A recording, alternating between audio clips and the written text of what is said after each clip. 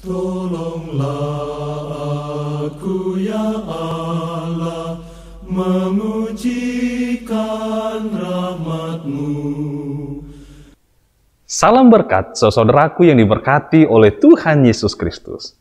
Terima kasih sudah bergabung dalam program Sahabat Mari Belajar Sekolah Sabat setiap hari. Pada pelajaran kita hari ini Kamis 20 Oktober 2021 dengan judul Agama yang Murni di Hadapan Tuhan. Mari kita berdoa terlebih dahulu. Bapa di surga, terima kasih untuk kebaikan Tuhan kami dapat tiba pada pelajaran hari ini. Biarlah Tuhan kiranya berkati kami, kasih-Mu melimpah bagi kami, agar kami dapat memahami pelajaran sekolah sahabat hari ini yang membawa berkat bagi iman percaya kami. Terpujilah Tuhan, dalam nama Yesus kami berdoa dan mengucap syukur. Amin. Marilah kita baca firman Tuhan di dalam Ulangan pasal 24 ayat 10-15. Prinsip-prinsip penting apakah yang sedang dinyatakan di sini yang berhubungan dengan bagaimana kita harus memperlakukan mereka yang berbeda di bawah pengendalian kita? Sekali lagi, kita melihat kepedulian Tuhan terhadap martabat dasar manusia. Ya, seseorang berutang pada Anda, dan sekarang ketika waktunya untuk menagih, maukah engkau menunjukkan sedikit penghormatan, sedikit martabat terhadap orang tersebut? Jangan menerobos masuk ke tempatnya dan menuntutnya. Gantinya, tunggulah di luar dan biarkan dia datang dan memberikan pembayaran kepadamu. Ulangan 24 ayat 12 dan 13 sepertinya menyatakan bahwa jika beberapa orang miskin memberikan jubahnya sebagai jaminan, Anda paling tidak harus membiarkan dia tidur dengan jubah itu pada waktu malam. Ayat lain berhubungan dengan bagaimana seorang memperlakukan orang miskin yang bekerja untuk dia. Dan orang miskin tersebut sangatlah mudah untuk ditindas. Jangan menindas mereka, karena di mata Tuhan hal itu adalah dosa dan pasti juga hal tersebut memilukan. Sekali lagi, jika orang Israel akan menjadi saksi, sebuah bangsa yang suci berjalan dalam kebenaran di tengah-tengah dunia yang dipenuhi dengan kesalahan, penyembah berhala, kejahatan, dan dosa, tentu saja mereka harus baik kepada orang yang terlemah dan yang paling terpinggirkan di antara mereka. Kalau tidak, kesaksian mereka tidak akan berarti apa-apa. Mari kita baca firman Tuhan dalam Yakobus pasal 1 ayat 27 sampai pasal 2 ayat 11. Apa yang sedang Yakobus sampaikan di sini yang merefleksikan apa yang Tuhan sampaikan kepada umatnya di kitab Ulangan.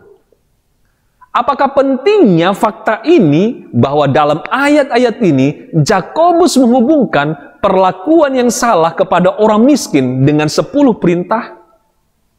Walaupun tidak ada dalam 10 perintah Allah itu sendiri yang secara langsung berhubungan dengan menunjukkan sikap memihak kepada orang kaya di atas orang miskin, tetapi dengan ketat mentaati huruf pada hukum, sementara di saat yang sama memperlakukan dengan salah orang miskin atau membutuhkan, maka hal itu akan membuat sebuah ejekan terhadap pengakuan iman dari seorang, dan siapapun yang mengklaim memelihara perintah-perintah tersebut, mengasihi sesamamu seperti dirimu sendiri, adalah ekspresi yang tertinggi dari hukum Allah, dan ini merupakan kebenaran zaman ini yang sama seperti di zamannya Yakobus.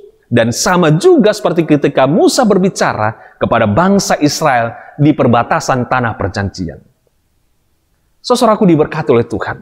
Mengapakah kita sebagai anggota gereja Mazmur ke-7 yang memelihara hukum itu dengan ketat harus memastikan kita juga ketat dengan kata-kata dari kitab Yakobus dan Ulangan? Dengan mencari dari kitab Yakobus, mengapa seharusnya kepercayaan kita menuruti hukum hanya akan diperkuat dengan ketetapan hati kita untuk menolong orang miskin dan juga orang yang membutuhkan di antara kita. Saudaraku diberkati oleh Tuhan. Kiranya pertanyaan itu menjadi sesuatu pertanyaan yang patut untuk kita renungkan. Dan kiranya Tuhan menolong kita untuk membuat jawaban yang tepat di dalam praktek kehidupan kita. Marilah kita akhiri pelajaran kita hari ini dengan berdoa. Bapa di surga, terpujilah Tuhan atas segala kebaikan. Terima kasih Bapa untuk nasihat firman Tuhan. Biarlah kami dapat mempraktekkan akan hukum Allah ketika kami menunjukkan kasih kami kepada orang-orang yang membutuhkan, orang-orang yang lemah dan tertindas.